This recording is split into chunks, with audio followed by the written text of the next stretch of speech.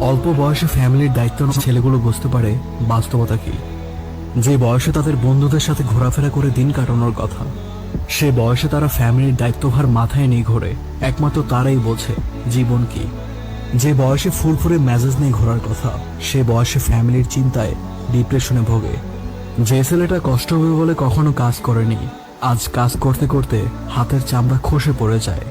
যে ছেলের পকেটে টাকা শেষ হওয়ার আগেই বাবা পকেটে টাকা দিয়ে দিত, সেই ছেলে আজ তার পকেট খরচ সে নিজেই জোগায়।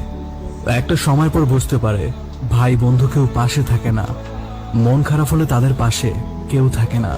অল্প বয়সের ফ্যামিলির দায়িত্ব নেওয়া ছেলেগুলোই দেখে পৃথিবীর মানুষের আসল রূপ।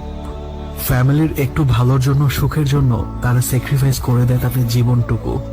অল্প বয়সে ফ্যামিলির দায়িত্ব নেওয়া মানুষগুলোর শেষটা সুন্দর হোক।